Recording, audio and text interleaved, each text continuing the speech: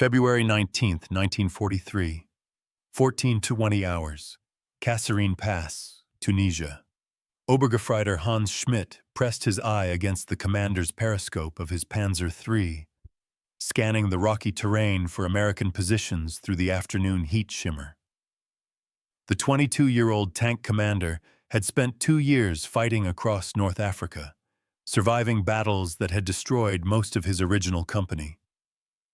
He had learned to read the desert like a book, to spot British anti-tank guns hidden among the rocks, to recognize the telltale dust signatures of approaching enemy armor. What he was watching now made no sense whatsoever. 2 American soldiers, crouched behind a boulder perhaps 300 meters distant, were assembling what appeared to be a length of pipe. One man held the tube on his shoulder, while the second fiddled with something at the rear. Schmidt's gunner, Gefreiter Klaus Hoffmann, noticed the same thing through his own optics. "Herr Obergefreiter," Hoffmann called up from below, confusion evident in his voice. "What are those Amis doing? That looks like plumbing?" Schmidt watched the Americans with growing amusement. The pipe was perhaps 2 meters long, nothing more than a simple steel tube with some kind of wooden stock attached. The Wehrmacht had encountered many American weapons during the past 3 months since Operation Torch, the landings that had brought fresh American troops to North Africa for the first time. Most had been adequate, some even impressive. The M1 Garand rifle was superior to German bolt actions. The Sherman tank, while lighter than German designs, was reliable and numerous. But this was absurd. "They're going to attack us with a drainpipe," Schmidt said, unable to suppress a laugh. "Load high explosive. Let's show them what happens when infantry gets ideas above their station."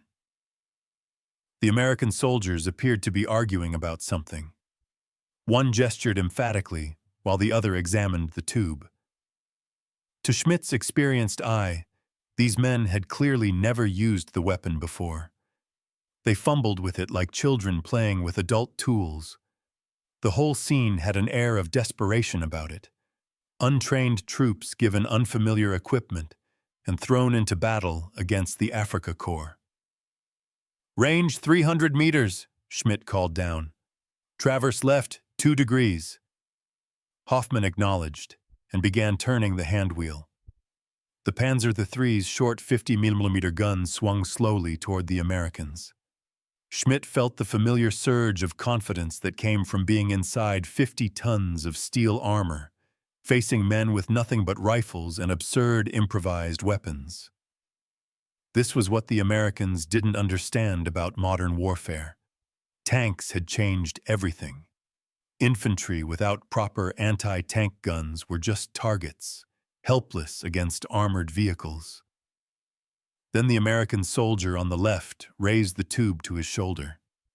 There was a flash from the rear of the pipe, a burst of smoke and flame that momentarily obscured both soldiers. Schmidt saw something, a projectile, moving faster than his eye could follow, streak across the intervening space. In the half-second before impact, his mind registered confusion. Whatever the Americans had fired was traveling in a relatively straight line, maintaining speed, trailing fire like a miniature comet. This wasn't a thrown grenade. This wasn't a rifle grenade losing momentum in an arc. This was something else entirely. The projectile struck the Panzer III belonging to Unteroffizier Werner Braun, positioned 40 meters to Schmidt's left. The impact, when it came, was unlike anything Schmidt had experienced in 2 years of desert warfare. Not the ring of a solid shot bouncing off armor, not the sharp crack of a high-explosive shell detonating against the hull. This was a deep, penetrating whoomp, a sound that spoke of metal being pierced, of armor being defeated, of catastrophic failure. Black smoke erupted from Braun's tank. The commander's hatch flew open, and Braun himself appeared, his face blackened, screaming something Schmidt couldn't hear over the engine noise. The rest of Braun's crew scrambled out through the hatches, one man's uniform actually on fire. They threw themselves onto the sand and rolled desperately to extinguish the flames. The entire sequence, from the flash at the Americans' position to Braun's burning crew abandoning their tank, had taken perhaps 5 seconds. Schmidt's laughter died in his throat. "Gott im Himmel," Hoffman whispered from the gunner's position. "What was that?" "I don't know," Schmidt admitted, his mouth suddenly dry. "But load armor-piercing, now!" The Americans had already reloaded. Schmidt watched them with new respect and something approaching fear. The soldier with the tube on his shoulder was adjusting his aim, swinging the muzzle toward Schmidt's own Panzer. The loader was inserting another of whatever those projectiles were, moving with more confidence now. "Driver, back up! Full reverse!" The Maybach engine roared as the driver slammed the transmission into reverse. The Panzer III lurched backward, tracks churning sand. Schmidt kept his eyes locked on the Americans, watching for that telltale flash. Every instinct screamed at him to button up the hatch, to seal himself inside the armor that had protected him through dozens of battles. But the armor hadn't protected Braun. A simple pipe, operated by 2 men, had just penetrated 50 millimeters of hardened steel and destroyed a 30-ton combat vehicle in seconds. The mathematics were impossible. The physics were wrong. Anti-tank weapons were supposed to be heavy, expensive, complex pieces of equipment requiring specialized training and substantial logistical support. These Americans had destroyed a Panzer with something that looked like it belonged in a construction site, not a battlefield. The second American shot went wide as Schmidt's Panzer reversed. The rocket, for that's what it must be, Schmidt realized, passing close, enough that he felt the heat wash over his exposed position in the commander's cupola. The projectile struck a rock outcropping behind the German position and exploded with surprising force, sending shrapnel whistling through the air. "Hoffman, do you have target?" "Jawohl, Herr Obergefreiter, ready to fire." "Shoot!" The Panzer III's gun cracked, sending a 50mm armor-piercing round toward the boulder where the Americans crouched. The shell struck low, showering them with rock fragments, but apparently causing no casualties.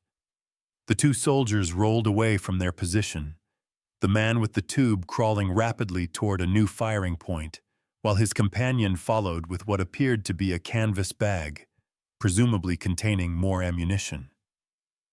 They were good, disciplined, and they had a weapon that had just redefined infantry anti-tank capability.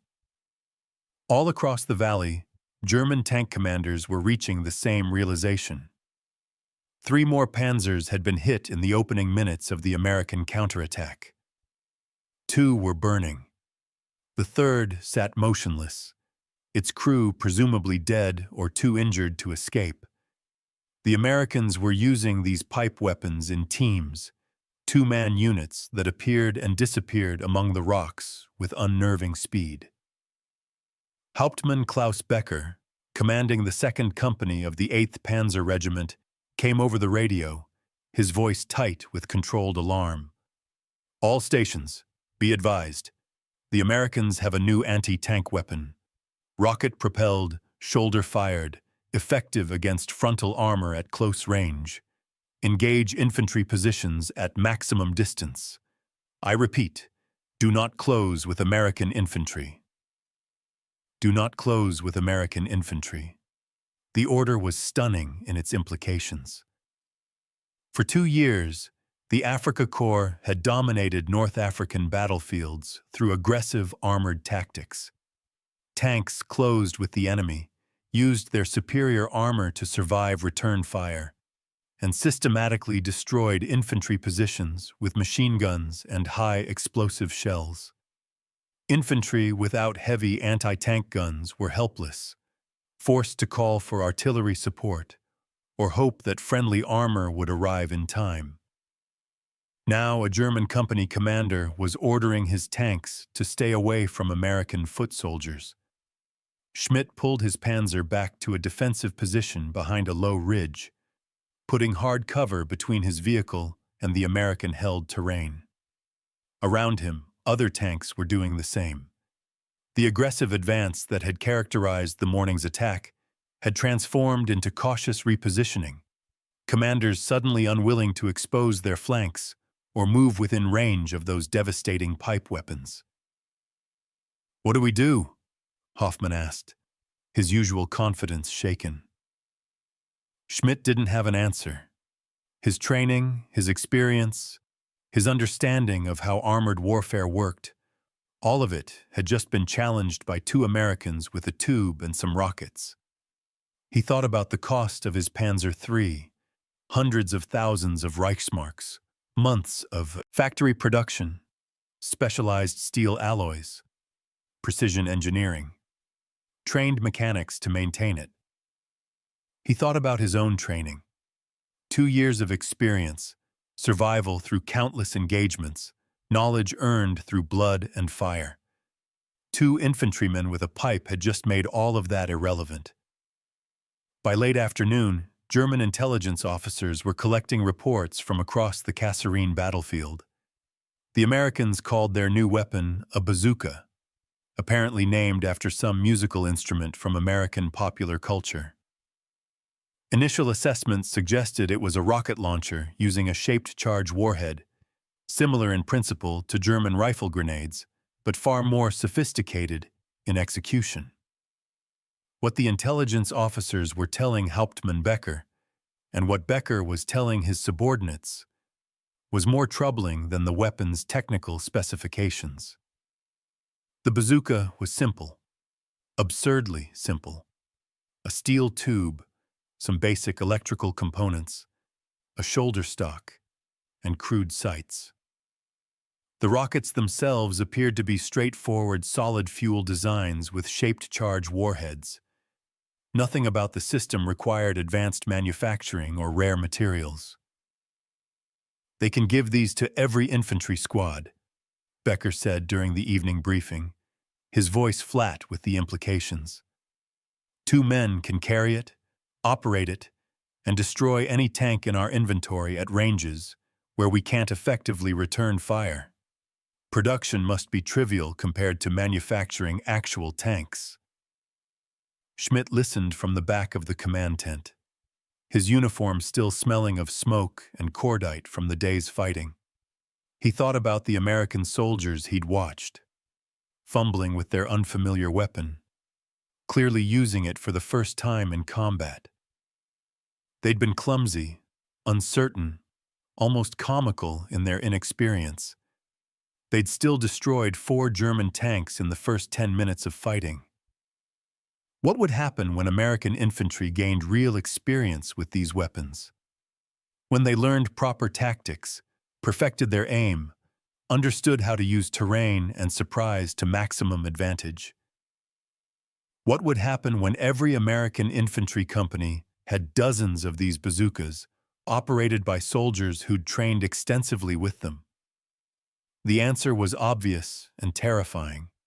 German armor would become dramatically more vulnerable, forced to operate at greater distances, unable to close with and destroy infantry positions with impunity. The fundamental calculus of armored warfare had just shifted. As darkness fell over the Kasserine Pass, Schmidt stood outside his Panzer smoking a cigarette and staring at the wreckage of Braun's tank. The fire had burned itself out hours ago, leaving a blackened shell of steel. Braun and 2 of his crew had survived with burns. The gunner and radio operator hadn't made it out, killed by a pipe. "We need to capture one," Schmidt said to Hoffman, who stood nearby. "Intelligence will want to examine it." "Already done, Herr Obergefreiter," Hoffman replied. "2nd Platoon found an abandoned launcher this afternoon. Americans dropped it when we called in artillery. It's being shipped back to division headquarters tonight. then probably to Germany for analysis. Schmidt nodded slowly. Of course they would analyze it. German engineers would examine every detail, understand how it worked, probably improve on the design. That was what Germany did. Take enemy innovations and make them better. They'd done it with tanks, with tactics, with aircraft designs. But what Schmidt couldn't shake, what kept him awake that night wrapped in his bedroll under the desert stars, was a more fundamental question. If the Americans could field this weapon in February 1943, what else were they developing? What other surprises waited in the workshops and factories of a nation that produced more steel than all of Europe combined? The bazooka had been a shock. Schmidt had the growing, uncomfortable feeling that it wouldn't be the last. Somewhere in the darkness, perhaps 5 kilometers away, American infantrymen were bedding down for the night, their bazookas stacked nearby, ready for tomorrow's fighting. Simple tubes of steel that had just announced a new era in warfare.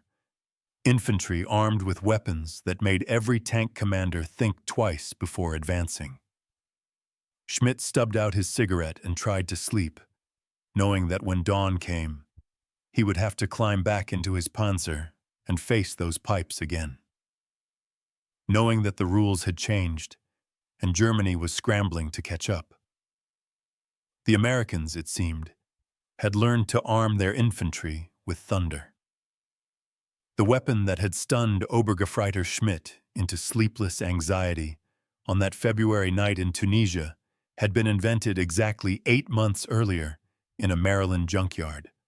Lieutenant Edward Ewell walked past the scrap heap at Aberdeen Proving Ground on a June morning in 1942, his mind occupied with an apparently unsolvable problem. The U.S. Army had given him a shaped charge grenade, the M10, that could penetrate German tank armor. The problem was delivering it. At 3.5 pounds, the grenade was too heavy to throw effectively. Rifle grenades couldn't handle the weight without destroying the rifle.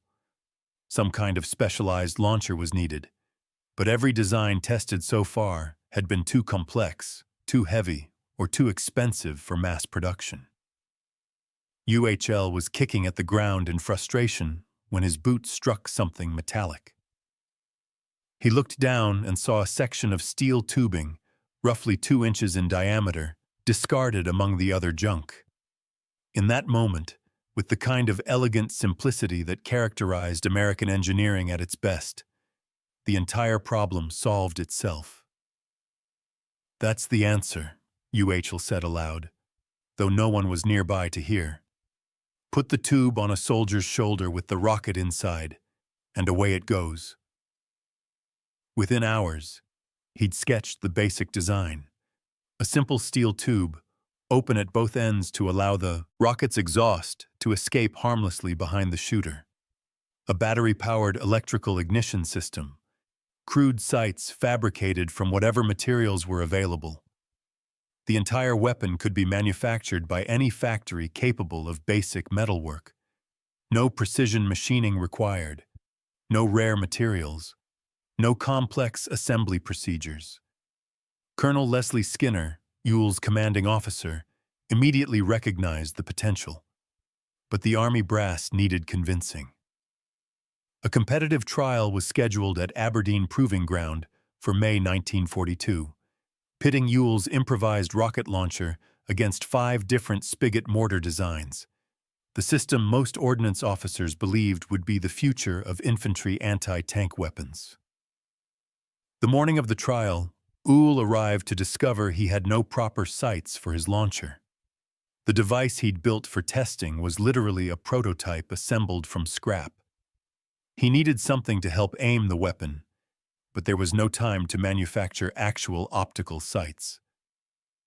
UHL found a wire coat hanger. Using a broken nail as a tool, he bent the coat hanger into a simple loop sight. 1 loop at the muzzle, 1 near the breech. Crude beyond belief. Exactly the kind of improvised solution that German engineers, with their emphasis on precision and proper procedure, would never have considered acceptable for a formal military trial. The test began with the 5 spigot mortars firing at a moving tank target. All 5 missed. Complex, carefully engineered weapons that had consumed months of development time and substantial funding couldn't hit a tank driving at moderate speed across open ground. UHL stepped up with his tube and coat hanger sights. He shouldered the weapon, aimed through the bent wire loops, and fired. The rocket struck the moving tank. He loaded another round and fired again. Another hit, and another. In the audience, Major General Gladion M. Barnes, Chief of Research and Engineering for the Ordnance Department, watched with growing amazement. He commandeered the launcher from UOL and fired it himself. The rocket streaked across the range and punched through the tank's armor with a distinctive hollow W that would become the bazooka's signature sound. Barnes handed the weapon back to UOL, grinning broadly. "It sure looks like Bob Burns's bazooka," he said. The nickname stuck.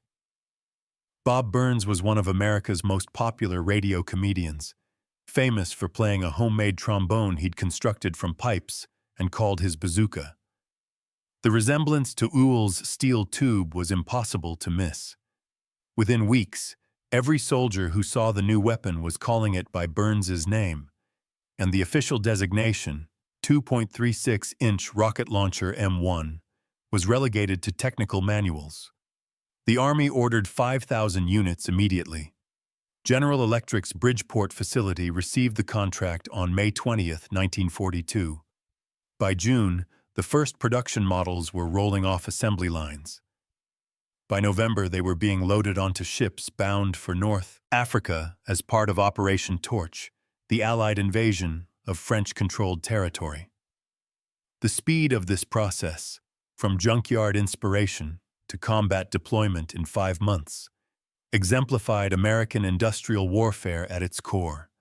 No lengthy committees, no years of testing and refinement, no insistence on perfecting every detail before production. The weapon was good enough. It could be manufactured quickly, and American industry had the capacity to produce it in quantities that would have seemed fantastical to any other nation. The bazooka's design philosophy was pure American pragmatism.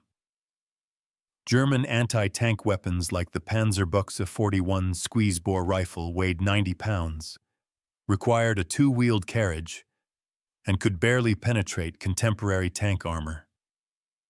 Soviet anti-tank rifles were similarly heavy and cumbersome. The British Piat spring-powered projector weighed 32 pounds and required tremendous physical strength to cock. The American bazooka weighed 13 pounds. Any soldier could carry it. Any soldier could fire it. The ammunition was self-propelled, eliminating the need for heavy spring mechanisms or recoil systems. The shaped charge warhead could penetrate armor thicker than anything a conventional gun of comparable weight could defeat. But the weapon that arrived in North Africa in November 1942 was far from perfect. The early M6 rocket was notoriously unreliable. Electrical connections frequently failed. The battery-powered ignition system malfunctioned in cold weather, heat, or humidity, which described virtually every combat environment. The pointed nose cone of the warhead tended to deflect when striking armor at shallow angles, reducing penetration. Most critically, American troops received essentially no training. General Dwight D. Eisenhower discovered this appalling fact on the night before Operation Torch commenced. A subordinate mentioned casually that the bazookas being issued to invasion forces had never been demonstrated to the troops who would carry them. Eisenhower was reportedly furious, but there was nothing to be done. The landings were hours away. "We're sending men into combat with a weapon they've never seen before," Eisenhower said to his staff. God help them if they need to use it. The result was predictable chaos.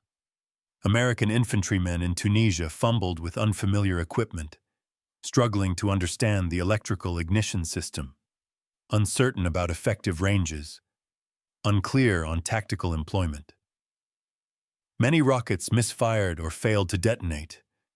Others were fired at ranges too great for the weapon's accuracy, wasting ammunition without result. An American general visiting the Tunisian front in May 1943, after the campaign's conclusion, conducted an informal survey. He couldn't find a single soldier who could report that a bazooka had actually stopped an enemy tank in combat. The weapon that would eventually terrorize German armor forces had achieved essentially nothing in its combat debut, but the Germans noticed it anyway. The early bazookas captured at Kasserine Pass and during other engagements were immediately shipped back to Germany for analysis. Wehrmacht engineers examined them with the kind of thorough attention they gave to any enemy equipment. What they found was simultaneously impressive and disturbing. The weapon's simplicity was its genius. The steel tube required no specialized manufacturing. Any facility capable of producing ordinary pipe could make launcher tubes. The electrical ignition system used common batteries and basic circuitry. The sights were crude but functional. The shaped charge warhead employed principles German scientists understood perfectly well, but packaged in a delivery system they'd never considered. Most importantly, the entire weapon could be mass-produced at costs so low that equipping every infantry squad became economically feasible. A single bazooka cost approximately $50 to manufacture. A Panzer III cost roughly $60,000. The mathematical implications were staggering. German ordnance officers produced detailed reports. They noted the weapon's shortcomings, the unreliable rocket, the battery problems, the poor accuracy beyond 100 meters. But they also recognized the potential. If American industry could mass-produce these launchers, if American engineers could solve the reliability problems, if American troops could learn proper employment tactics, the bazooka would fundamentally alter the infantry-armor relationship on the battlefield. The concept is sound, one report concluded. The execution is crude but functional. The Americans have democratized anti-tank warfare. We must develop our own version immediately. The German response would become the Panzers, an enlarged copy of the American design, increased from 60 mm to 88 mm caliber for better armor penetration. But German development took time. Committees met. Designs were refined. Manufacturing specifications were debated. The first Panzerschreck wouldn't reach troops until late 1943, a full year after the Germans captured their first bazookas. By then, the Americans had already improved their weapons substantially. The M1A1 model addressed the most obvious problems. Wire mesh protection was added to prevent backblast injuries. The sights were upgraded from crude iron rings to more sophisticated optical designs. Most significantly, the M6A3 rocket replaced the problematic M6. The new rocket featured a rounded nose cone that prevented deflection, improved fin stabilization for better accuracy, and more reliable electrical connections. In October 1943, the M9 Bazooka entered production. This version incorporated lessons learned from German examination of captured Panzerschrecks, particularly the magneto-ignition system that eliminated unreliable batteries. The M9 could also be broken down into two 30-inch sections for easier transport by airborne troops. It was longer than previous models, improving accuracy, and featured an improved reflector sight that allowed rapid target acquisition. American factories produced these weapons with characteristic industrial enthusiasm. Republic Steel, General Electric, and Cheney Bigelow Wireworks churned out bazookas by the thousands. By late 1944, production exceeded 15,000 launchers per month. Small arms ammunition plants produced rockets by the millions. 15 million M6A3 rockets would be manufactured before war's end. The weapon that had begun as a length of scrap tubing and a wire coat hanger had evolved into a standardized infantry weapon, mass-produced with the same efficiency that American factories applied to trucks, tanks, and aircraft. Every infantry company received bazookas. Every rifle platoon had at least one team. By 1944, American infantry divisions possessed more portable anti-tank capability than entire German armies. But numbers alone didn't tell the complete story. What made the bazooka truly revolutionary was the tactical flexibility it provided. Before its introduction, infantry caught in the open by enemy armor had exactly two options: call for artillery support or die. Anti-tank guns were heavy, required vehicles to move them, and took time to position.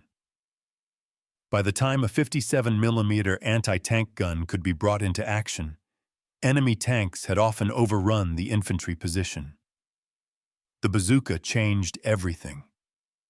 Now infantry could ambush armor, using terrain and surprise to offset the tank's advantages. Two soldiers could hide in a building, wait for a tank to pass, and fire into its vulnerable rear armor from 50 meters. Paratroopers could jump with bazookas, giving them immediate anti-tank capability without waiting for heavy weapons to arrive by glider. Even individual soldiers, separated from their units in the confusion of combat, could engage enemy armor with some prospect of success. The psychological impact exceeded the purely military advantages. German tank commanders who had previously advanced with confidence, knowing that infantry without anti-tank guns were helpless, now had to assume every American soldier might be carrying a weapon capable of destroying their vehicle. Every building could hide a bazooka team. Every tree line might conceal an ambush. The simple existence of bazookas forced German armor to operate more cautiously, reducing the aggressive tactics that had made the Wehrmacht so effective in earlier campaigns. By spring 1944, American infantry in Italy and France had developed sophisticated bazooka tactics. Teams worked in pairs, with one launching while another provided covering fire and carried extra ammunition. They learned to target track assemblies to immobilize tanks, then fire follow-up shots into engine compartments. They discovered that firing from elevated positions, second-story windows, hilltops, dramatically improved effectiveness. They perfected ambush techniques, letting entire tank columns pass before firing into the vulnerable rear vehicles. The weapon that German soldiers had mocked as a drainpipe in February 1943 had evolved into something far more dangerous. It was no longer just a weapon. It was a tactical revolution, delivered in a steel tube that any soldier could carry, any factory could build, and any nation with American industrial capacity could produce by the hundreds of thousands. Schmidt's uncomfortable feeling on that February night in Tunisia, that the bazooka represented something larger than just a new weapon, had been exactly correct.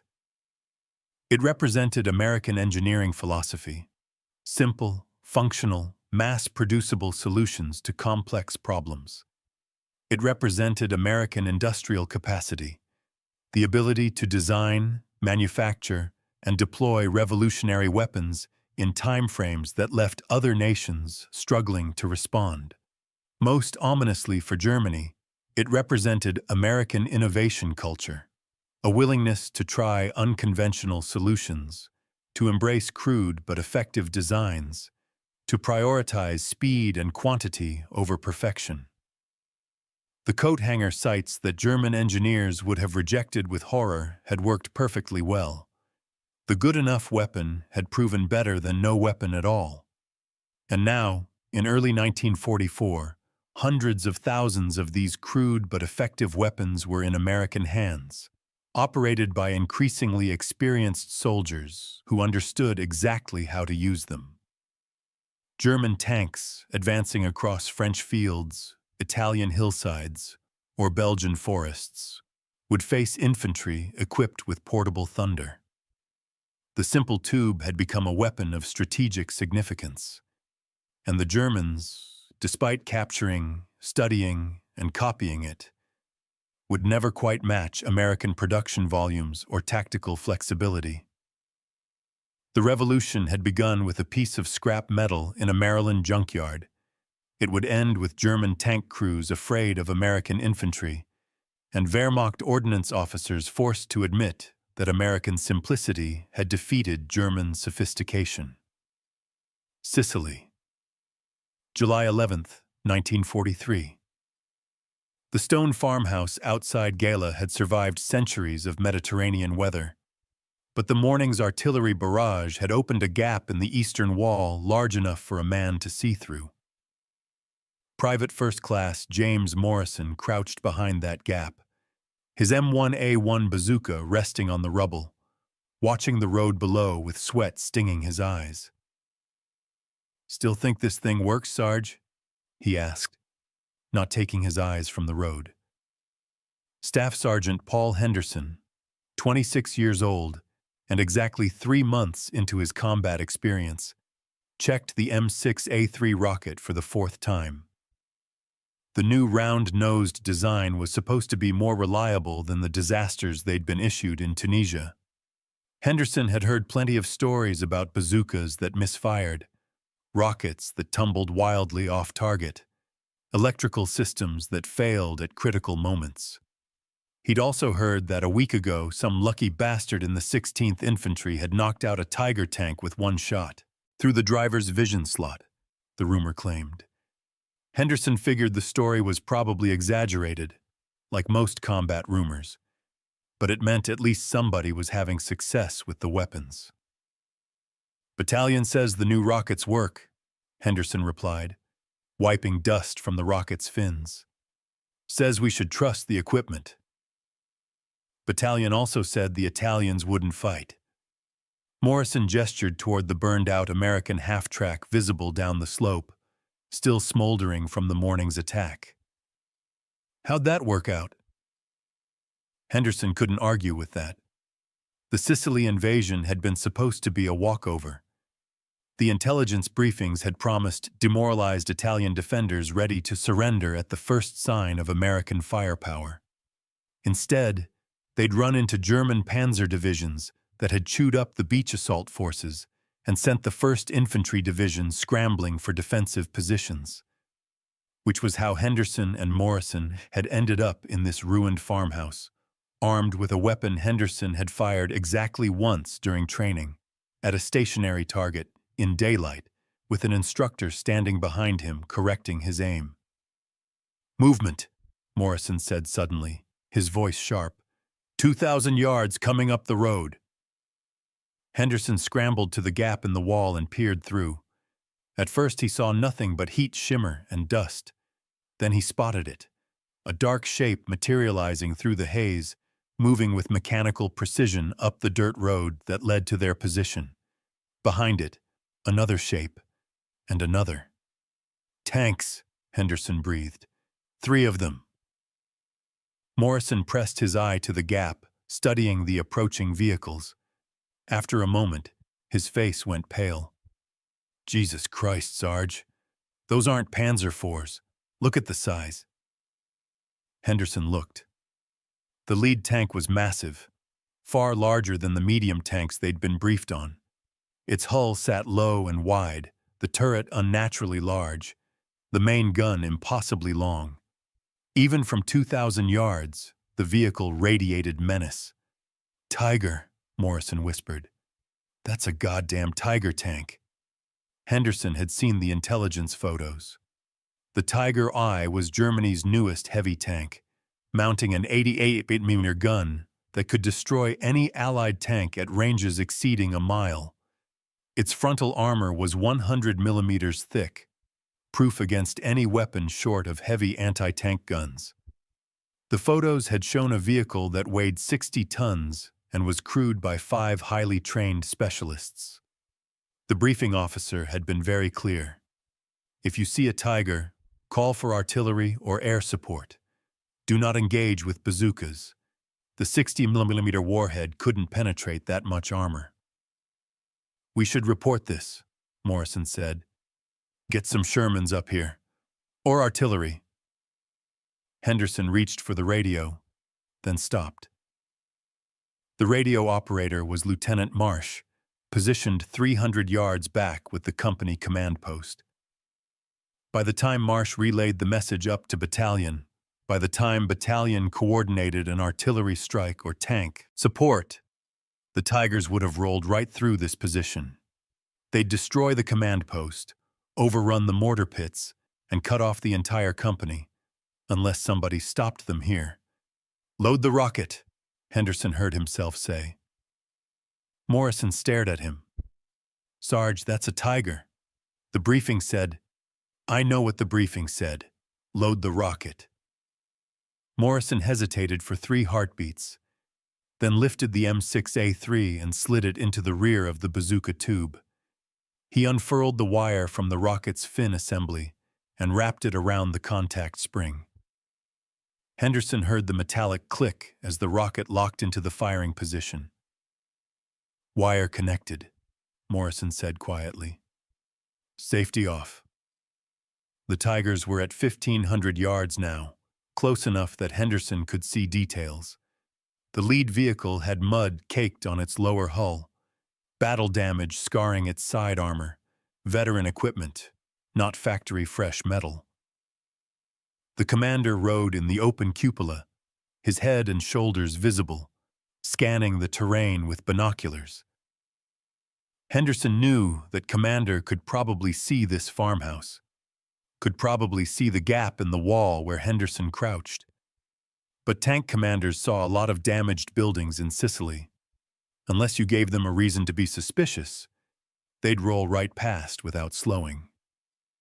When they get to the bend in the road, Henderson said, working through the tactical problem aloud, where it curves right, past that big olive tree, the lead tank's flank will be exposed for about 10 seconds before the angle changes. That's our window. From what range? Maybe 200 yards. Close enough to hit.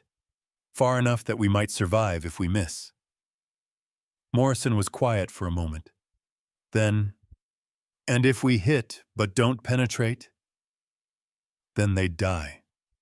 The Tiger would traverse its turret, the 88mm gun would fire, and this farmhouse would cease to exist in any meaningful sense.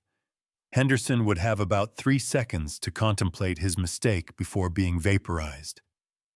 We don't miss, Henderson said, and we sure as hell penetrate. The Tigers continued their approach, engines rumbling with a deep bass note that Henderson felt in his chest. At 500 yards, he could hear the metallic clatter of their tracks, the whine of transmission gears. The vehicles moved with ponderous confidence, like medieval war elephants certain of their invulnerability. The lead Tiger began its turn around the olive tree.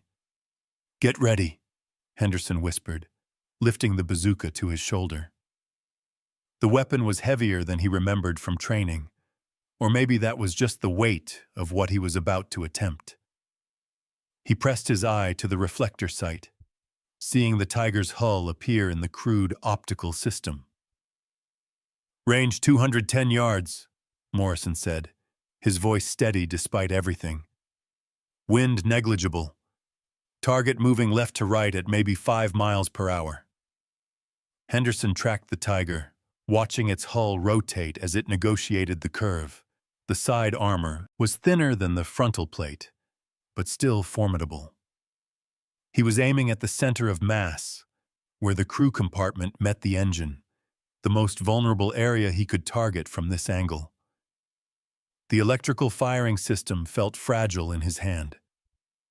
One trigger pull would send current through the wire, ignite the rocket motor, and launch 3.5 pounds of shaped explosive at the most dangerous tank in the German arsenal. If the rocket misfired, if the warhead failed to detonate, if his aim was off by even a few feet, they'd achieve nothing except revealing their position. "Steady," Morrison murmured. "He's almost broadside." The Tiger completed its turn. For perhaps 2 seconds, its entire flank was exposed, 60 tons of steel armor that represented the pinnacle of German engineering and industrial capacity. The commander in the cupola was looking the wrong way, scanning the opposite hillside for threats. Henderson squeezed the trigger. The electrical current sparked. The rocket motor ignited with a sound like ripping canvas, incredibly loud in the confined space of the ruined farmhouse. Fire and smoke erupted from the bazooka's rear, filling the room with acrid propellant fumes. The rocket streaked across the intervening space, trailing flame, its trajectory surprisingly straight. Morrison had his eyes locked on the target, watching the flight. 3/4 of a second. That's how long the rocket took to traverse 200 yards, moving at roughly 400 feet per second. In that brief instant, Henderson saw the rocket's path, saw it tracking true toward the Tiger's side armor. Then impact. The shaped charge warhead detonated on contact, focusing its explosive energy into a superheated jet of molten copper traveling at hypersonic velocity. The jet punched through the Tiger's 80mm side armor like a cutting torch through sheet metal, penetrating into the crew compartment and engine bay in a microsecond of catastrophic violence. Secondary explosions followed immediately. Ammunition cooking off, fuel igniting, hydraulic fluid vaporizing into explosive gas. The Tiger's turret hatches blew open from internal overpressure, venting flame and black smoke skyward in a pillar visible for miles. The entire vehicle shuddered, settled, and stopped moving. Henderson and Morrison stared, neither quite believing what they'd just witnessed. "Holy shit," Morrison whispered. "Holy shit, it worked." The Tiger's crew began bailing out. The commander, his uniform smoking, threw himself from the cupola and hit the ground running.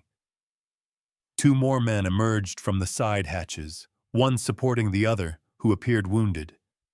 They abandoned their vehicle and sprinted for the cover of a stone wall 50 meters from the road.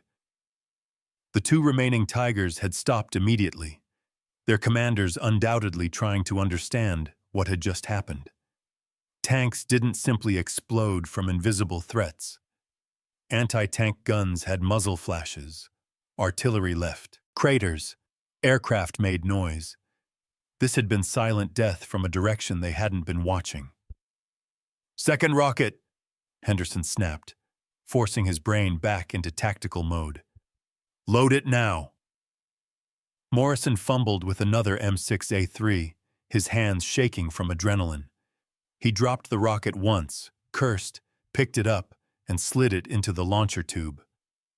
"Wire connected. Ready." The second Tiger had identified the general direction of the threat and was traversing its turret toward the farmhouse. Henderson watched the massive 88mm gun swing slowly in their direction, knowing that once it fired, they'd have perhaps 2 seconds to live. "We're moving," Henderson said, grabbing the bazooka and scrambling away from the gap in the wall. "Back door now!" They crashed through the farmhouse's interior, Morrison carrying the spare rockets in their canvas bag, Henderson clutching the launcher. Behind them, the Tiger's 88mm gun fired. The shell struck the eastern wall exactly where they'd been positioned, and the entire structure partially collapsed in a thunderous avalanche of stone and timber.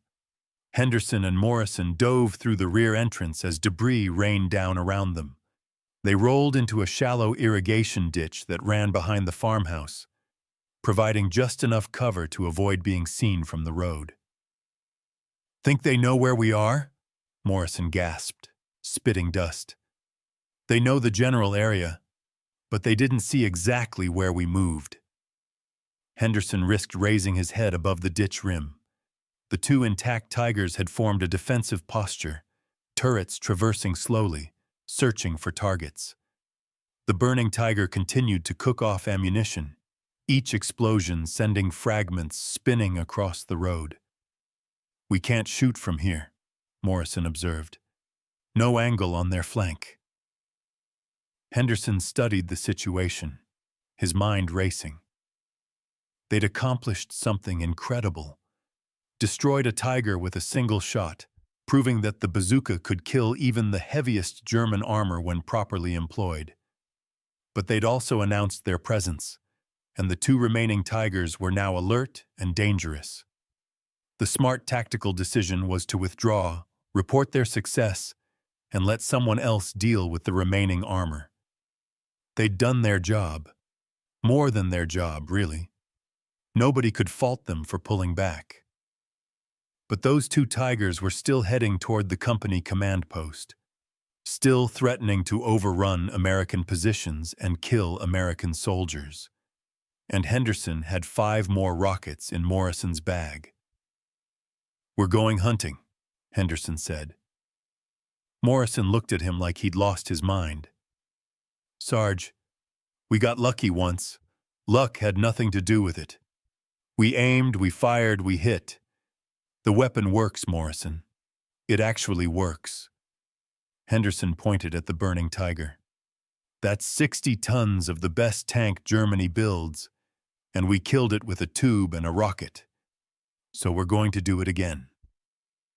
They began moving through the irrigation network that crisscrossed the farmland, using the shallow ditches for concealment.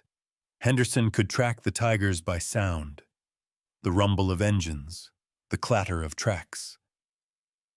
The Germans were advancing cautiously now, paranoid about additional ambushes. Good. Paranoia slowed them down, gave Henderson time to maneuver.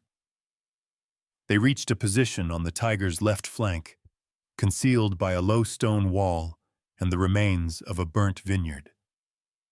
The second Tiger in column was perhaps 150 yards away, moving slowly, its commander scanning continuously for threats. This one was more alert than the first had been, but it was also focused on the farmhouse they'd abandoned. "Set up here," Henderson whispered, positioning the bazooka across the stone wall. "Same drill. Side armor, crew compartment." Morrison loaded another rocket without comment, his hands steadier now. Whatever terror he'd felt earlier had been replaced by something else. Confidence, maybe. Or just the realization that they'd crossed a line and there was no going back.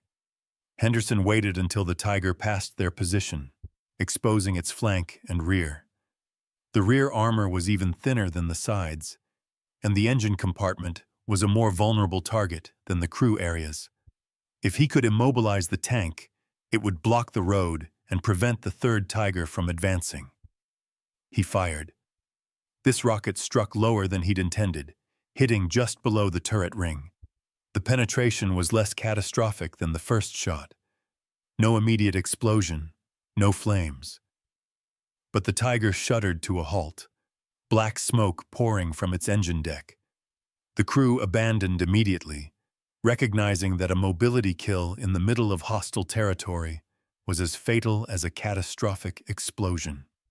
2 Tigers destroyed in less than 5 minutes by 2 American soldiers with a weapon that cost $50 to manufacture. The third Tiger had seen enough. Its commander reversed away from the ambush zone, backing down the road at maximum speed, turret traversing wildly in search of targets it couldn't see. Within minutes, it had disappeared around the bend, retreating to find a safer route forward. Henderson and Morrison remained in their concealed position for another 10 minutes, waiting to see if the Germans would counterattack or if additional armor would appear. But the road stayed empty except for the 2 burning Tigers and their abandoned crews who had fled into the countryside. Finally, Henderson allowed himself to breathe normally. "Back to the command post," he said. "Lieutenant needs to know the road's clear." They made their way back through the irrigation ditches, moving carefully despite the apparent German withdrawal. When they finally reached the company command post, a collection of foxholes around another stone farmhouse, Lieutenant Marsh was on the radio with battalion, trying to request anti-tank support. "Belay that, sir," Henderson interrupted. "Tigers are gone. 2 destroyed, 1 retreated." Marsh lowered the radio handset slowly. "2 tigers? You destroyed 2 tigers?" "Yes, sir. With the bazooka." "With a bazooka." Marsh's tone suggested he thought Henderson was suffering from heat stroke.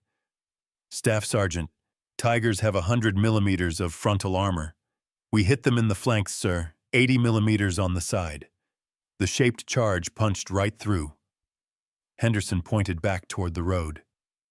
"They're still burning if you want to see for yourself." Marsh stared at him for a long moment, then grabbed his helmet and binoculars. "Show me."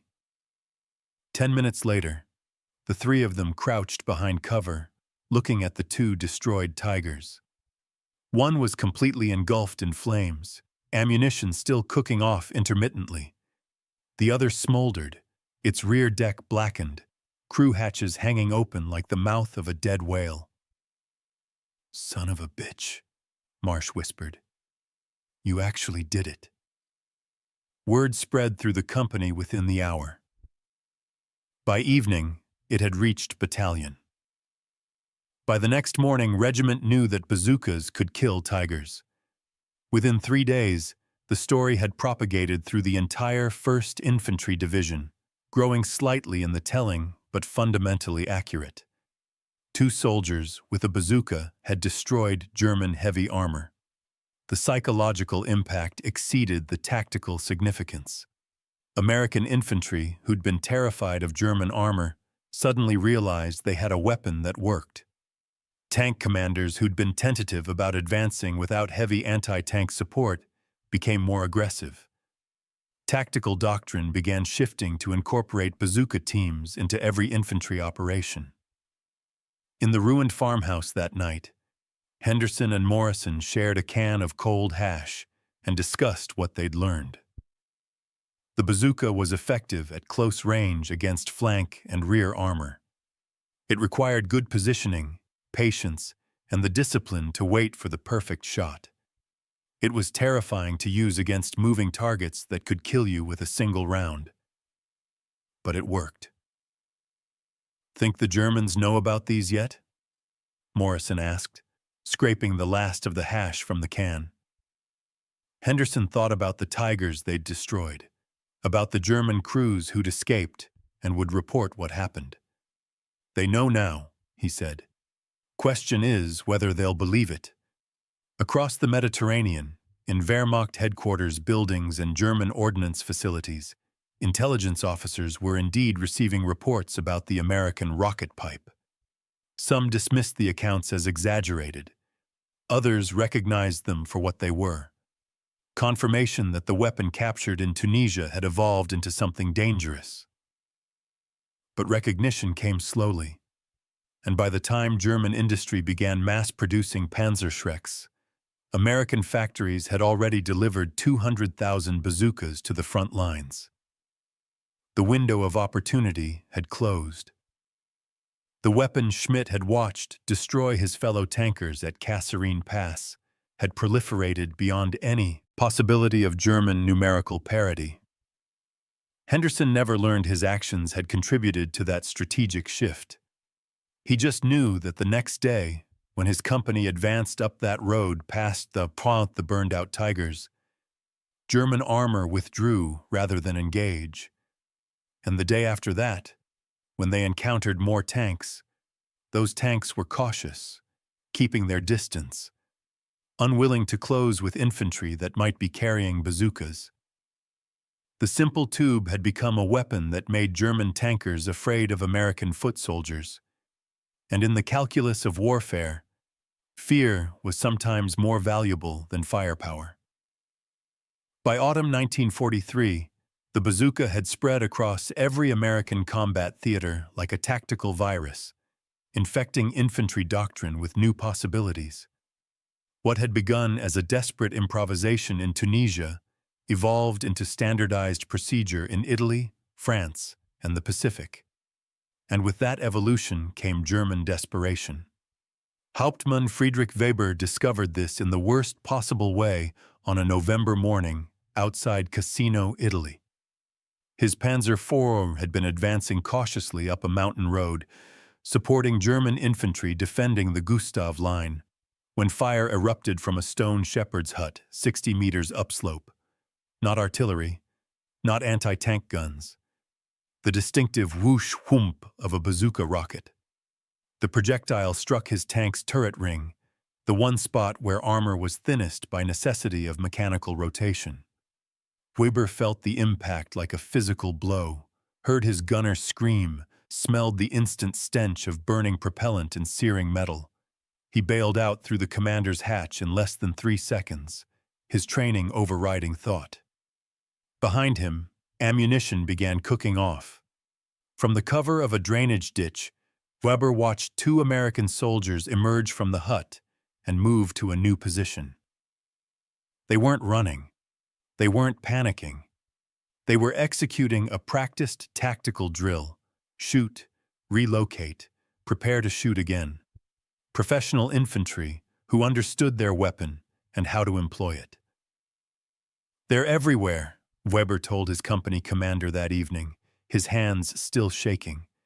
"Not just at key defensive points. Everywhere.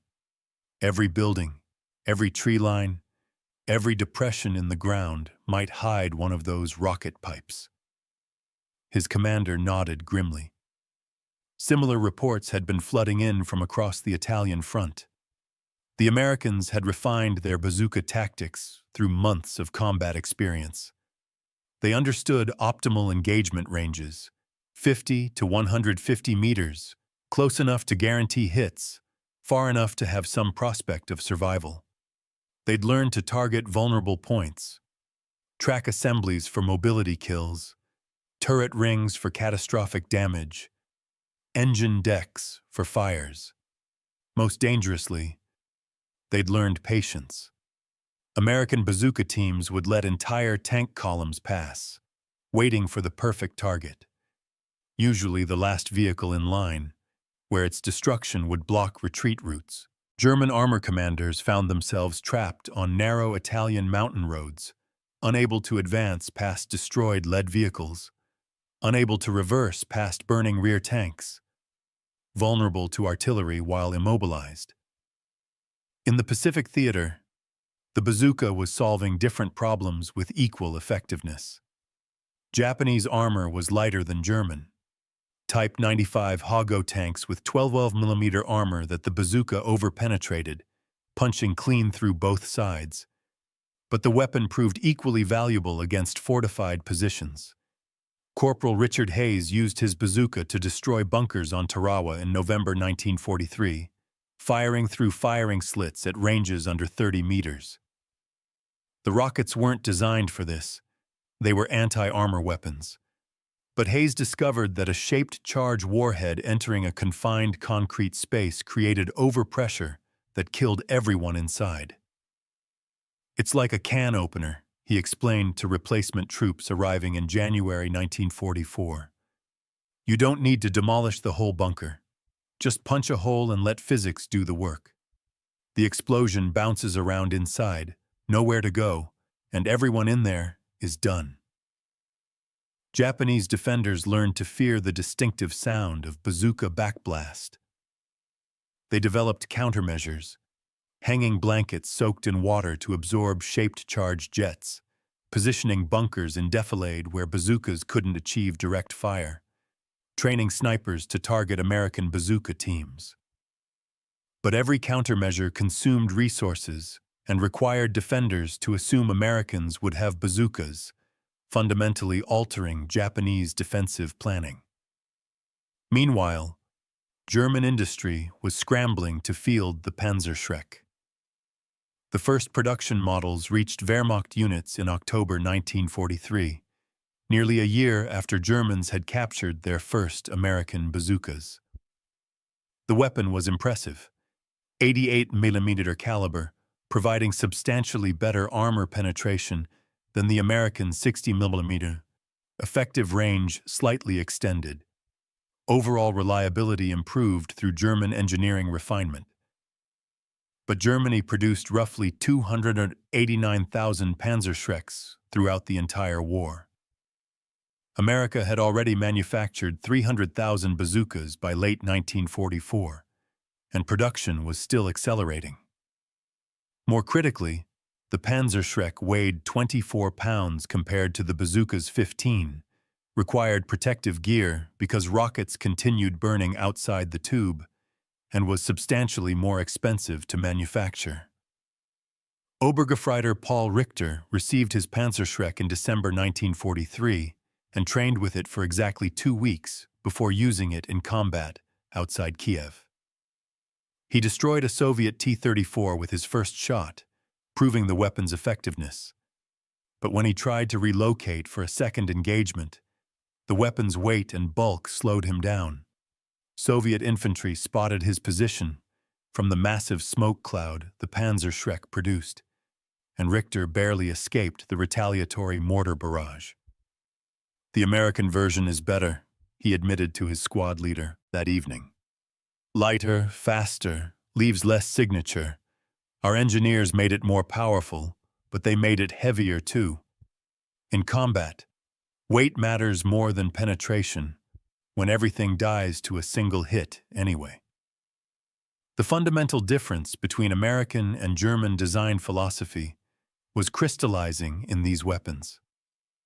Americans prioritized simplicity, weight, and mass production. Good enough was good enough if you could make 10,000 of them.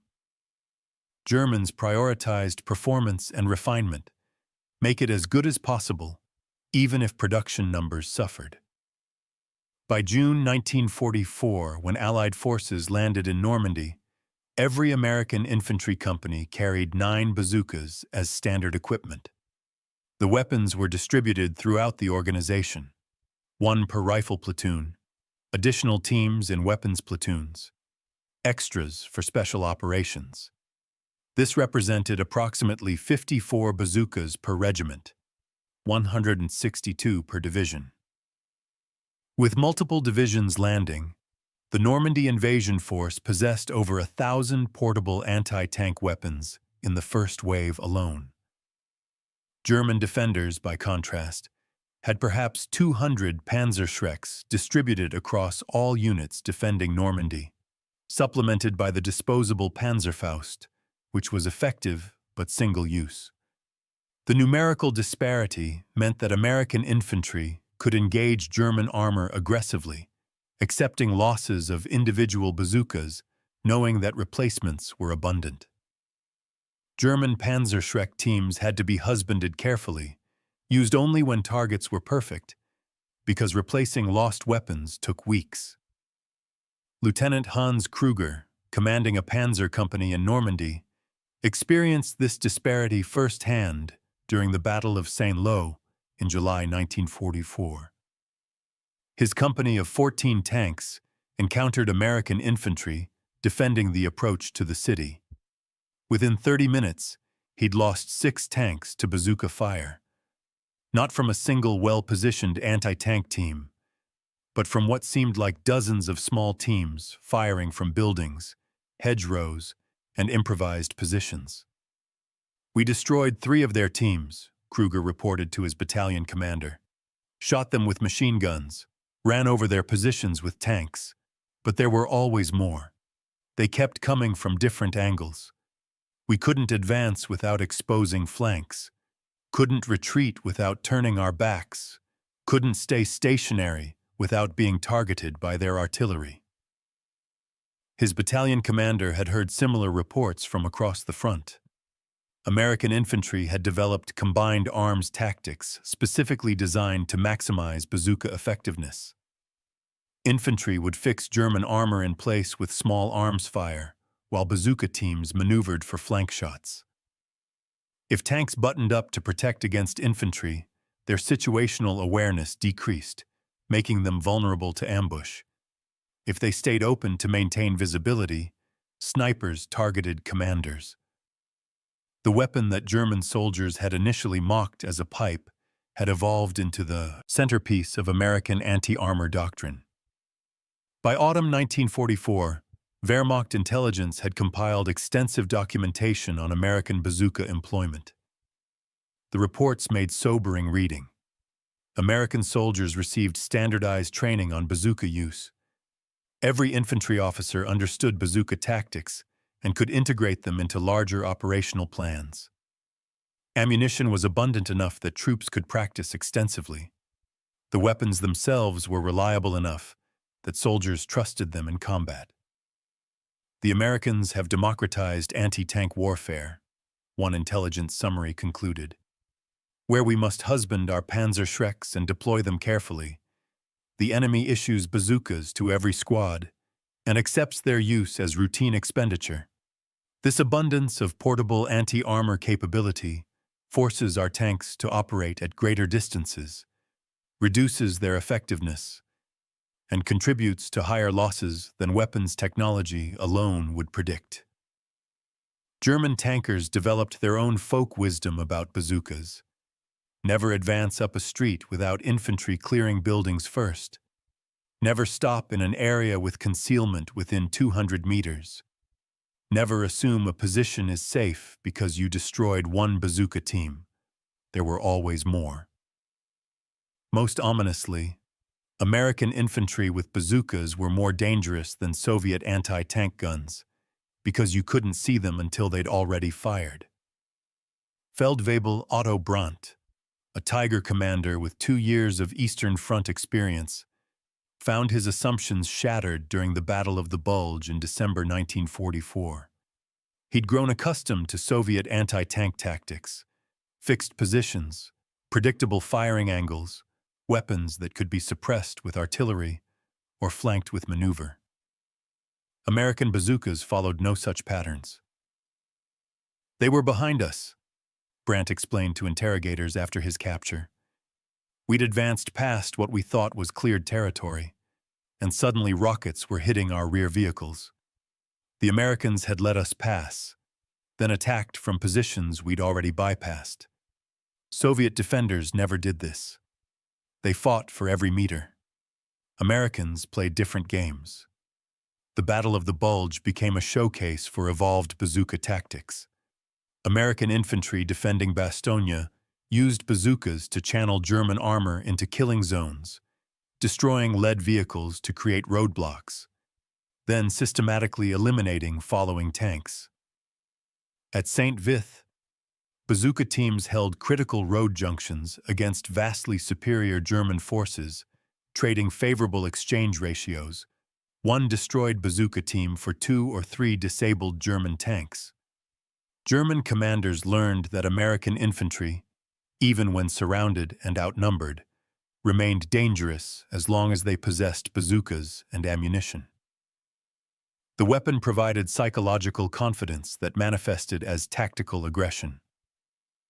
American soldiers who might have surrendered when facing overwhelming armor instead chose to fight, knowing they had tools that could damage their opponents. By early 1945, German tank crews were exhibiting what medical officers called bazooka anxiety, stress symptoms appearing before combat, manifesting as reluctance to advance into built-up areas or terrain with concealment. Some commanders requested infantry screening before moving armor, even in situations where speed was critical. The weapon's psychological impact had exceeded its actual tactical effectiveness. In the Pacific, Marines developed specialized bazooka tactics for island warfare. Cave-clearing teams used bazookas to collapse entrances, seal Japanese defenders inside, or create ventilation that allowed follow-up incendiary attacks. The weapon proved so versatile that some units requested additional bazookas beyond their authorized allocation, trading other equipment to acquire more launchers. Private First Class Leonard Martinez became something of a bazooka specialist on Iwo Jima, credited with destroying 7 Japanese pillboxes in 3 days of fighting. His technique involved approaching to within 20 meters, nearly point-blank range, and firing directly through firing slits. Suicidal by conventional standards, but Martinez survived because Japanese defenders couldn't depress their weapons far enough to engage him at such close range. "The bazooka is a problem solver," Martinez told war correspondents after the battle. "Bunker? Bazooka. Tank? Bazooka. Cave? Bazooka. The thing just works. You point it at problems and the problems go away." This attitude, the bazooka as universal solution, permeated American infantry culture by 1945. Soldiers trusted the weapon implicitly. They understood its limitations, but also its capabilities. Most importantly, they knew that if they encountered armor, they had options beyond calling for support and hoping it arrived in time. German prisoners of war, interviewed about American weapons and tactics, consistently rated the bazooka among the most psychologically effective Allied innovations. More than fighter bombers, which could be waited out in cover. More than artillery, which followed predictable patterns. The bazooka represented personal agency, individual American soldiers capable of threatening German armor without requiring support from higher echelons.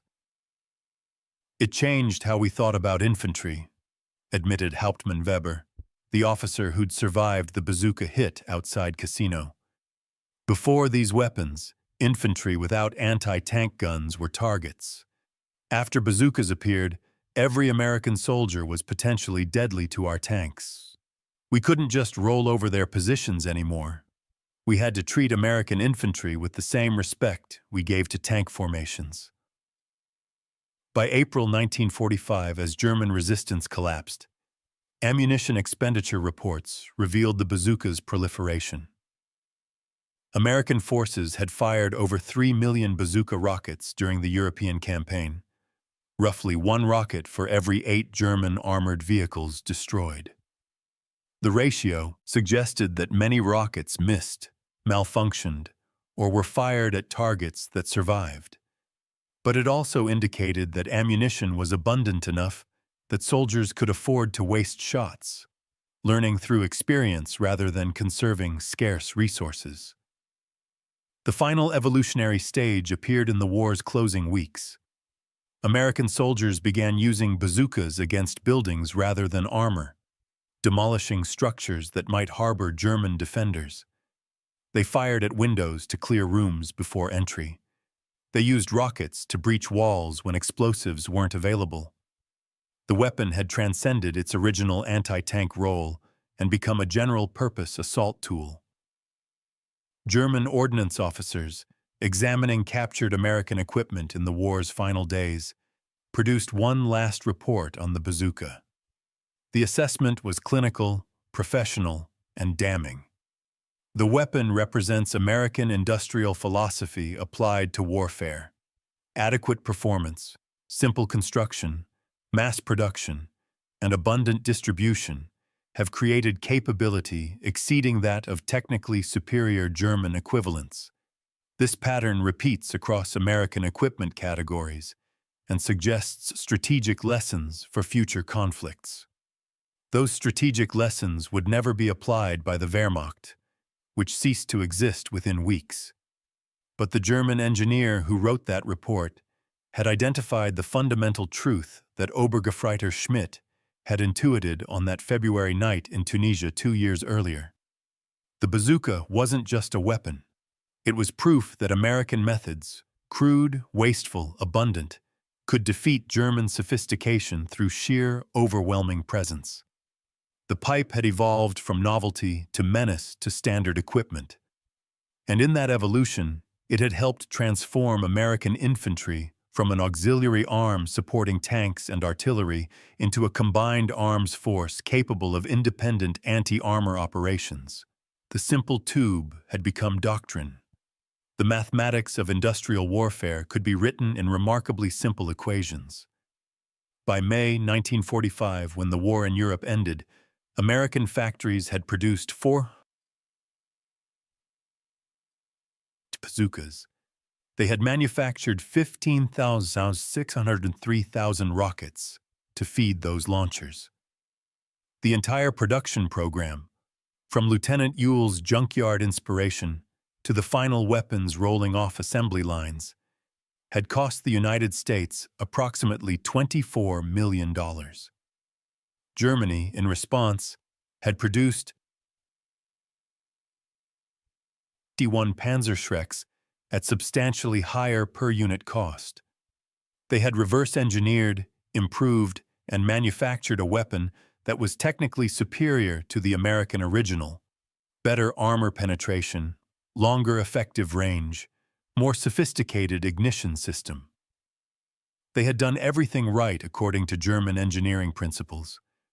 They had still lost the production war by a ratio of nearly 2-to-1. General Dwight D. Eisenhower, reflecting on the weapons that contributed most to Allied victory, identified 4 that he considered decisive: the C-47 transport, the Jeep, the bazooka, and the atomic bomb. 3 of those 4 were logistics and infantry support tools, not frontline combat systems. The bazooka's inclusion on that list, alongside the weapon that ended the war, spoke volumes about its strategic impact. The bazooka had democratized anti-tank warfare in ways that no previous weapon had achieved. Before its introduction, destroying armor required specialized equipment.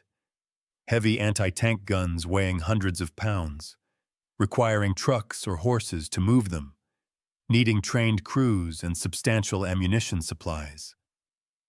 A well-positioned anti-tank gun could dominate a battlefield, but deploying one took time, coordination, and resources that infantry units rarely possessed in fluid combat situations. The bazooka changed the equation completely. 13 pounds, 2 soldiers, 50 meters of concealment. That was all American infantry needed to threaten any tank in the German arsenal. The weapon's simplicity meant that any soldier could learn to operate it in hours rather than weeks. Its portability meant it could be carried anywhere infantry could go, into buildings, up mountains, through dense forest. Its effectiveness meant that German tankers had to assume every American soldier was potentially deadly to armor. The production statistics revealed American industrial capacity operating at a scale German planners had never fully comprehended. Republic Steel's plant in Massillon, Ohio, produced bazooka tubes using the same machinery and techniques they'd previously used for water pipes. The tubes required no special alloys, no precision machining, no complex quality control beyond basic dimensional checks. A factory could switch from civilian pipe production to bazooka manufacture in days. Workers at these factories were predominantly women, many of them new to industrial work, learning their jobs in weeks and producing weapons that German career engineers respected and feared.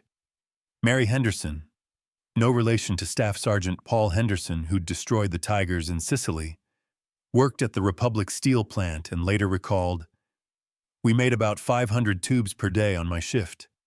I didn't really think about what they were for. They looked like pipe to me. But my supervisor said our pipes were killing German tanks, so we made as many as we could." 500 tubes per day from a single shift at a single factory. Germany, with its emphasis on craft production and quality control, could never match such volume. German workers were skilled, dedicated, and working under increasingly difficult conditions as Allied bombing degraded infrastructure. But skilled workers making perfect weapons slowly couldn't compete with adequate workers making good enough weapons quickly. The rocket production revealed similar disparities. The M6A3 warhead was a masterpiece of simplified engineering. The shaped charge design had been refined to require minimal precision in manufacturing. Copper liners were pressed rather than machined. Explosive charges were measured by weight rather than precisely shaped. Propellant grains were standardized across multiple rocket types. Every step of production had been optimized for speed rather than perfection. German intelligence officers examining captured American rockets reported their findings with a mixture of professional admiration and strategic despair. The rockets are crude by our standards.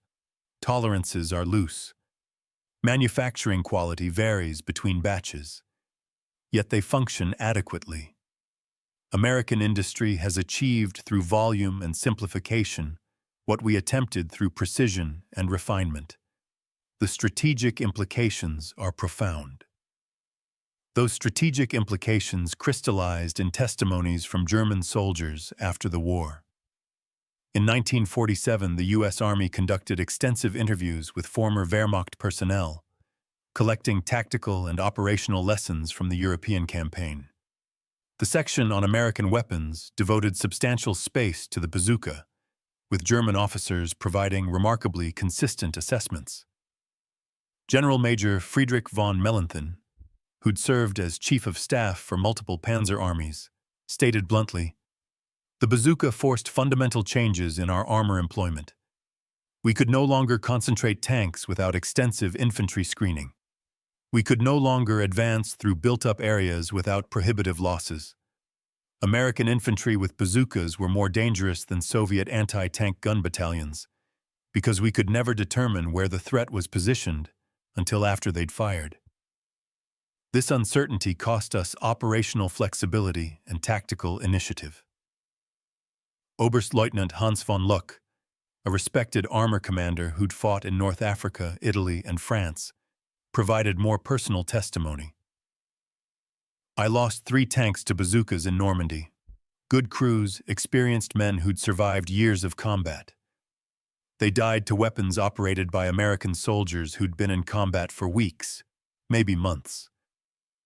The weapon equalized experience, giving novices the capability to destroy veterans.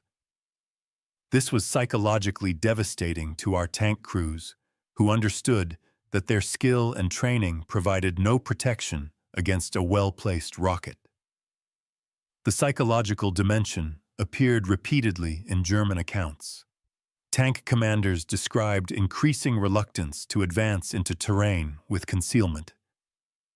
Infantry reported that the mere rumor of American bazookas in an area would cause German armor to request additional reconnaissance before moving forward.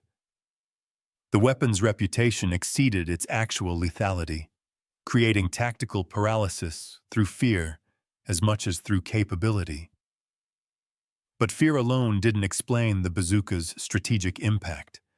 The weapon had fundamentally altered the infantry-armor relationship on modern battlefields. For centuries, infantry caught in the open by cavalry and later by tanks faced annihilation or surrender as their only options. Heavy weapons could counter armor, but deploying them required prediction, preparation, and luck. The bazooka provided infantry with organic, portable, immediately available anti-armor capability that transformed tactical calculations. American tactical doctrine evolved to incorporate this new capability systematically. Infantry companies developed specialized bazooka employment techniques. Some units assigned bazooka teams to specific roles: flank security, roadblock establishment, strongpoint defense. Others integrated bazookas throughout rifle platoons, giving every subordinate element anti-armor capability. Field manuals codified lessons learned, creating standardized procedures that turned individual successes into institutional knowledge. German tactical doctrine, by contrast, struggled to adapt to the Panzer's capabilities because production numbers never matched requirements. Units that received Panzerschrecks hoarded them, using them only in critical situations. Soldiers trained with them sparingly, conserving ammunition that was difficult to replace. The weapons became semi-precious assets rather than routine equipment, limiting their tactical utility regardless of technical capabilities. The cost disparity told its own story. A bazooka launcher cost approximately $50 to manufacture in 1944. An M6A3 rocket cost about $18.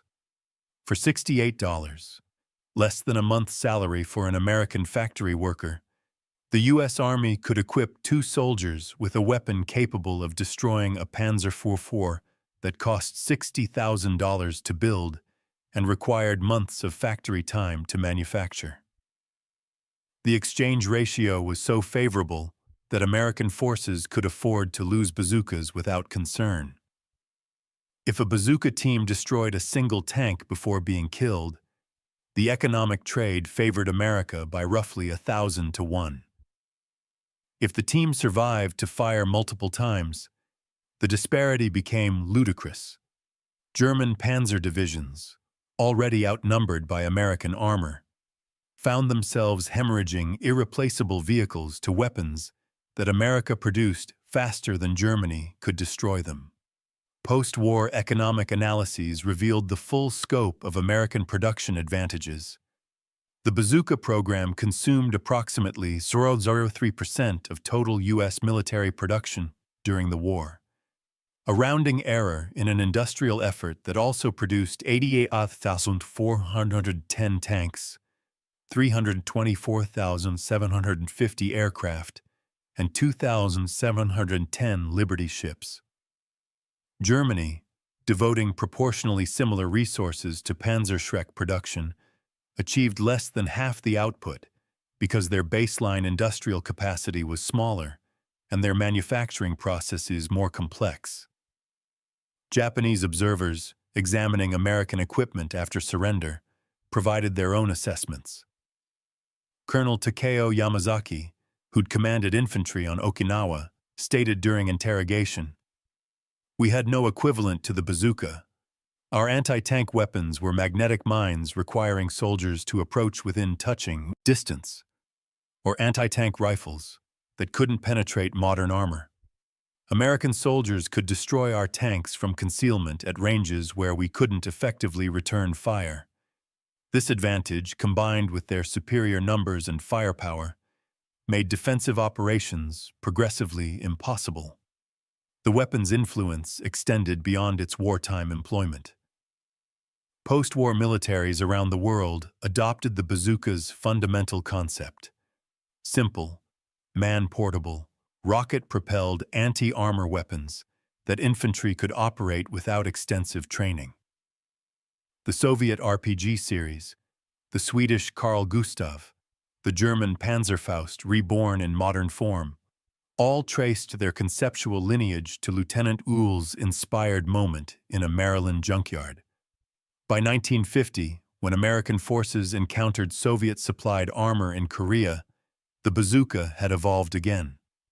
The 3.5-inch Super Bazooka entered service, incorporating lessons learned from both American experience and captured German Panzerschreck technology. The new weapon could penetrate 11 inches of armor, making it effective against any tank in existence. But the fundamental concept remained unchanged: simple tube, shaped charge warhead, electrical ignition, portable by infantry. The Germans, in their meticulous way, had even documented their own copying of the American design. Post-war archives revealed that Wehrmacht ordnance officials had filed detailed reports recommending adoption of the bazooka concept within weeks of capturing the first specimens in Tunisia. The speed of German response, development program initiated in early 1943, first production weapons delivered by October, demonstrated how seriously they took the threat. But speed of development couldn't compensate for inadequate production capacity. German factories, operating under Allied bombing, struggling with raw material shortages, constrained by complex manufacturing requirements, simply couldn't match American output. The Panzerschreck was a better weapon technically. It didn't matter. America had more of the adequate version than Germany had of the superior one. And in warfare, quantity has a quality all its own. February 1948. A small conference room in Munich. Former German and American armor officers had gathered for what would become the first of many post-war professional exchanges, a tentative reaching across the divide of recent enmity to discuss tactical lessons and operational realities. Oberst Hans Schmidt, no longer Obergefreiter, having been promoted multiple times during the war's final desperate years, sat in the audience as American officers presented their wartime experiences. He'd survived the entire conflict, a statistical improbability for German tank commanders, and now served in an advisory capacity to the nascent West German government. When the discussion turned to anti-tank weapons, an American major presented casualty statistics. Bazookas had accounted for approximately 12% of German armor losses in the Western theater. Not the majority, but a substantial and consistent drain that forced tactical adaptations and consumed operational resources. During the question period, Schmidt raised his hand. The moderator recognized him, and Schmidt stood, choosing his words carefully in accented but serviceable English. "I was at Kasserine Pass," he said. "February 1943. First time we encountered your bazookas. I watched 2 American soldiers destroy a Panzer III with what looked like a pipe. We laughed at first. We thought it was absurd. Infantry with tubes fighting tanks. But that night, lying in my bedroll, I couldn't sleep. Because I understood something my superiors wouldn't admit for another year. If America could field weapons like that in February 1943, what else were you building? What other surprises waited in your factories?" The room had gone quiet. Schmidt continued, his voice steady but carrying the weight of memory. "The answer to that question determined the war's outcome. Not just bazookas, but everything. You made adequate weapons quickly, while we made perfect weapons slowly. You armed every soldier while we conserved resources. You accepted waste because you had abundance to waste. And we counted every round, rationed every liter of fuel, tried to make perfect use of scarce resources." He paused, looking at the American officers in the front row. "Your bazooka was not technically superior to our Panzerschreck, but you had 500,000 of them, and we had 250,000 of ours. That ratio repeated across every category of equipment. The war was lost the moment we faced an enemy who could produce more adequate weapons than we could produce perfect ones.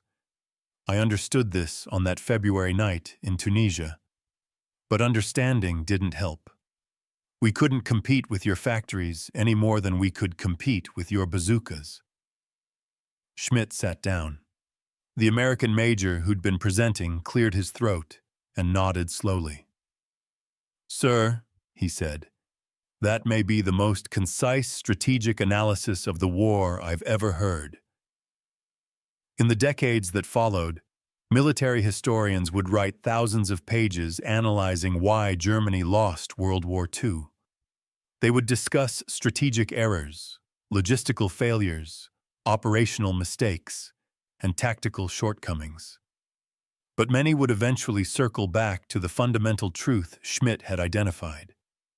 Germany fought an industrial war with craft production methods against an opponent who'd mastered industrial mass production.